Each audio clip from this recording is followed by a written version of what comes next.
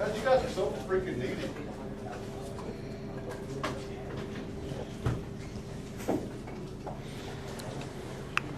Here we go. Are we live? It's always a great way to start. Speed. There we go. Let's rock and roll. We good? Yeah, there we go. Let's rock and roll. Wow. Wow. We're in the depths of Vaught Hemingway Stadium. This is where the scene of the crime. Mark Stoops was just jumping on the backs of his players in here celebrating a big win. How about that big win? How about it, Mr. Adam Luckett? Nick, I don't think if people have really... Now, it's a new era. It's a new era. Yeah. But Kentucky might have just ruined the dream season for Ole Miss. Everything was teed up for them, Luckett. The schedule, they went all in on the transfer portal king, NIL. They went all in on it. There was probably 50,000 fans planning to go to LSU here in a few weeks. That was set up as Ole Miss's first big game. This was supposed to be kind of the tune-up for that game. And then you go to South Carolina next week, handle that, and you just get to this LSU game, huge game, rivalry. Oh, and Kentucky just kind of ruined that. Oh, they did. They totally ruined it for them. And it was in the most unexpected, surprising fashion. This whole trip's been unexpected and surprising. There was just like 150 or so Kentucky fans out here a minute ago. We just missed them because the teams, they've loaded the buses out here outside of Vaught Hemingway Stadium. There's some over there. Maybe are those Ole Miss Blues? They might be Ole Miss Blue. Oh, man. The thing was, like, they had a chance for this huge season, national championship season, and they all missed it. They all missed it wide left. Can you believe it? They all missed it. Mark Stoops looked at Brad White right before that final kick and said, "We're due." And you know what? He was right. He was right. We've seen enough good college kicks. How many 50-yard bombs did we see last week? Oh, my gosh. Not last week. Miami, Virginia Tech last night. There were so many. Alex right. Alex Rainer's Adam Vinatieri, apparently. No, knock on wood. Yeah. But we finally saw a duck hook. I feel like it's the first duck hook I've seen all year. And it came in a big moment because you felt like they had won the game on that review. Trey Harris, they review it a drop. It's 4th and 11. Kentucky goes zone. After the last fourth down, they went man. They go zone here, only rush forward. Jackson Dart just throws up a prayer.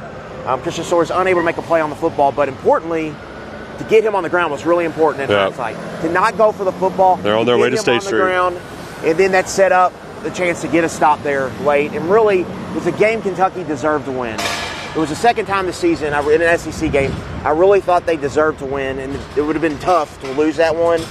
And again, this defensive line is controlling these football games. Every week in these SEC games, they are controlling the football games in the defensive front, and that is what allows you to go really handle a offense that's going to score like 45 points a game this season probably. I mean, that first half, Ole Miss came out. We knew they were going to deliver an early haymaker, a nice bam, and they went down the field right away, got about 80 yards, and then were completely shut down the rest of the game. Go Big Blue! But Go Big Blue! Woo! Go Big Blue! That first half, Luckett, I mean, they had, 2 first downs the rest of the first half? 31 yards, couple of 3-and-outs. Beers are going to be deleted here tonight. So many Kentucky beers. Fans. It actually was a better Kentucky turnout than I thought it would be. I couldn't imagine what the scene is at KS Bar. And State Street's going crazy right now. Looks awesome. Matt Jones right? Was Matt Jones right? He was a big talking point here. A lot of KSR name recognition that we don't usually get in Oxford, Mississippi, but there was a lot of people looking for him out at the Grove. I hope they found him after the game because I'm sure he had some words for him. The other Matt Jones, he got hit by a sniper. I hope he's okay. I don't know how he'll ever recover from that injury where he just went down to the ground. Kentucky wasn't the only ones going down and having some mysterious cramps. The Ole Miss Rebels were too. But back to the defense though, Luckett. Ox had, 2 sacks in the first half? Yeah. How many times do you see a team like Ole Miss with that firepower get the ball with 30 seconds left and you're like, here we go. Ox gets a sack in the half. They were eating on that front line. Ole Miss couldn't run the ball in the first half. That's a big part of their offense. And really the only big drive they sustained in the second half, they got running, and then Kentucky stopped in the red zone. Got them in the high red, which was really important, what we talked about this week. You're going to give up explosives, but don't give up the explosive play touchdowns. Their 2 touchdowns really came, they got 2 explosive plays. One to the one where Trey Harris scored. But other than that, which, by the way, Trey Harris, heck of a football player, and he was the offense. They should be the Ole Miss Trey Harrisons because that was really their whole team. He had, $180 of their 320 yards? Yeah, I want to say this. We've been waiting for the Deion Walker just wreck you-know-what up. And just give the opposing play caller an absolute migraine. I think that's what happened today. He kind of wrecked the game in multiple instances. 4 3-and-outs and I think 11 drives for Ole Miss. That's not going to happen all year. 4 3-and-outs and 11 drives. That's over 30%. Do the math there. So that is a third of their drives. They're just going on and off because Kentucky's defensive front is wrecking the game. And again, I want to shift to offense now. Wait, can I say one more defensive thing? Maxwell Harrison, he's in the hospital. I mean, people were wondering what the hell is going on. He's got some sort of infection. He couldn't travel with the team, and they said, all right, we got to be next man up. JQ Hardaway has a play. He just falls down. You know, he slips. It's wet turf out there, all the rain. Trey Harris gets a 40-yard gain. What does he do? Next play, he fits the run. And then the following play, fumble. Stoops said after the game, we needed to steal some possessions. That was one that they stole. They stole a possession right there from Ole Miss. 2 red zone possessions to start the third quarter, only 3 points. That was huge. That showed the resiliency, and to get to offense like that. I feel like this whole game, right, we had the South Carolina game, and Stoops comes to the podium afterwards, and he's saying we didn't respond. We didn't show resiliency that our teams typically show. This game was all defined about Kentucky's resiliency, their ability to step back, to take punches and respond time and time and time again. You thought they were done. You thought they were cooked. I mean, 4th and 8, you've got him dead to rights. You call the blitz, and they go and get a 49-yard touchdown. I thought they were cooked. I thought their goose was cooked, but they bounce back. They respond on 4th and 7. They go for the kill shot. Barron Brown gets it, makes the big plays that he's used to making down here late in games, does it again. And then to go back to the 4th and 7 that we talked about earlier, they were in field goal range after that play, and you thought you had them dead to rights. This team's resiliency, their ability to respond, it's just incredible. And I didn't know if they had that in them after the South Carolina game. They proved that they had a little something to them in that Georgia game, but it wasn't just good enough to play close. It was good enough to get a win. Biggest win on the road since they beat number 4 Penn State back in 1977. An enormous. Longer than that, we got let me pull it up. A Corey Price stat? We actually got this from UK Media Relations. Okay. This is UK's highest-ranked road win at an SEC campus stadium in school history. Yes. The 1964 win over Ole Miss, who was number one, was in Jackson, Mississippi. That's crazy. That's history, Nick. When you talk about moments and securing moments and finishing off moments, this is a win where that picture of Stoops doing this, like that needs to be slapped on the football facility. It needs to be slapped inside Kroger Field. This is a moment, and I think the defense, again, I said pregame, we're going to learn, I think, how good this defense is. We said this on 11 personnel. Are they top 10 good? They would have a performance like this. Like, that's top 10 good. I'm about ready to say that's the best defense they've ever had here under Stoops. Now, I wasn't here for the Art Still and those guys, but that's on track to be the best defense these eyes have ever seen. I mean, we thought coming into this game, how many points does Kentucky have to score to win? And you thought 28, 31. 18 points. That is unreal. They held this offense. They was putting up video game numbers. I know it was on easy mode. Maybe Carson Beck is really good. Yeah. Maybe Carson Beck is good. Bet Georgia tonight, right? Like that's what I mean. This defense is lights out. They put them in the torture chamber. Jackson Dart was running for his life. And you know what? On that free play, they got another strip sack, but Deion Walker had jumped off sides. This defense is unreal, but like I said, we need to give the offense its praise. Look, this goes back to the conversation we had with some Kentucky fans today in the Grove, of all places. Yeah.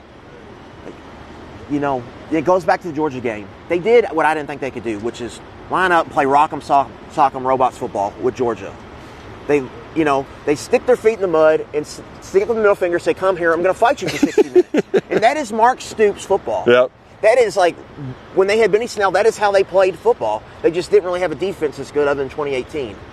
And that is their MO. And that is how they win games. And that is what they are freaking really good at. Today, Ole Miss, when you're not playing a track meet, you're coming out here, you're taking the gloves off, and you're going to bare knuckle brawl us for 60 minutes, and you may win the fight, but we're getting our swings in. Well, and that is how they play football. And a lot of it goes offense because they play good defense here. But it's been offensively having that identity, and even today, sticking with the run game, even when it's not working, finding ways to creatively run the ball. If you're not running the ball traditionally with your backs, you cannot block J.J. Pegues and Walter Nolan inside. You're having issues. So what do? You get the QB run game involved, and you just find ways to creatively and manufacture yards. Mark Stoops called it like the dirty yards in this game. Yeah. And what he means by that is just staying ahead of the chains to give yourself a chance on third. To have 3rd and 4s, not 3rd and 11. And on top of that, it's not just Lynn Bowden ball, we're just going to run it at you 100 times. It's also hitting a couple explosives, right? And I know everybody's thinking about that last touchdown or that last play by Berrien Brown, but if you go back to the third quarter, they don't land the middle 8 punch, right? Ole Miss comes down and kicks a field goal. The game's tied. And Kentucky, they rack up a couple explosives. They rack them up. They get 2 big chunk plays to Dane Key, and then Jamarian Wilcox gets them in a field goal range. They get rolling, and they're able to take the lead and make Ole Miss play from mine. See, we found some Cats fans. We found some Cats. Hey, how does it feel right now? Yeah. Are you as being from the from Mississippi? You're from Mississippi? I'm from Mississippi. And how does it feel to be able to? It feels great to put an ass kicking. They took something from us 2 years ago, boys. When Levis fumbled, they broke his fucking finger. Oh, sorry. It's okay. It's on YouTube. Yeah. But they broke his finger. You know what? We took it back from them today. And you know what? The playoff hope's gone. Cats. See ya, Cats. Cats. So what's the, you see the ball in the air, 4th and 7. What's the reaction? And then what is the expression after Berrien Brown catches that football? Dude, I literally, these boys over here, they boosted me up. They had me up all day because I'm a true Cat fan. I brought them into this. And, man, when I saw Berrien Brown catch that ball, man, I could have exploded. I don't even know what and they were telling me he was going to shank the kick. And guess what we did? He shanked the kick! He shanked the kick! He made it! Let's go, Cats! Hey, who fumbled? That's his mama right there. Mom and Daddy, number 2. Touchdown counts. 80 counts. Wim said put it in the end zone for us. He got it in the end zone, though. How stressed out were you, though? I was, probably if it's 1 to 10, I was 20. 20. It was 20. But he got it. I thought it was a throw. And he was like, no, Mom, that was not a throw. God was on our side. Sometimes the ball needs to bounce your way. Oh, there you go. It did. It came out on top, so that's all I need. A win. Congratulations. You got the win. Thank you. Yes, thank you. Yeah. Oh, man. Go Cats. What a time. I mean, for Nick, you've done this. I've done this as a fan. And the team feels this too, but it's like, for a fan, this is fans' perspective. Coming in here and beating that fan base when they are juiced up to the gills. They were cocky too. A couple years ago they were nasty because Kentucky was a top 10 team. They thought they were just going to come in and whoop their ass and it was going to be an exhibition. It's why you do all the dumb stuff. It's why you spend all the money. It's why you take the gut punches for moments like this. It's why you keep coming back, and that is the hook. Put it in the vein, and that hooked you up. And that's why you come back every year for moments like that, just for the chance to have that, and you had it. To me, it reminded me 2 years ago but this is bigger than that. Yeah. When they went to Florida. Florida beats Utah, Anthony Richardson and Cam Newton 2.0, and they are juiced up to the gills, and Kentucky goes in there and beats them playing Mark Stoops football. Oh, man. They played Mark Stoops football. They couldn't really run the ball well, though. Brock got sacked 5 times, but, man, they did enough to win. Dane Key, another career day. They found the explosives, Dude, to your point. Just keep throwing when in doubt, just throw it up to Dane. When in doubt, throw it up to Dane. It's been a rough year for Berrien. I thought, he made the big play. And I thought, here's the thing, too. We talk about resiliency. I thought the play that was going to cost him was the tip pass at the line of scrimmage to Dingle. I mean, he was so wide open, and it felt like the catch and play touchdown they had schemed up. First possession. Yeah, the double pass. Yeah, you had a couple moments where they're so close, and you were waiting for that breakthrough. They needed that breakthrough at Georgia, and they never got it. And today, they got it. The ball somehow bounced their way 3 times down the stretch. And in a series where it hasn't gone their way, this is the 4th time they've played under Mark Stoops. 10 total points between 4 games. Yeah. Finally, one goes Kentucky's way. They all missed it. Yep.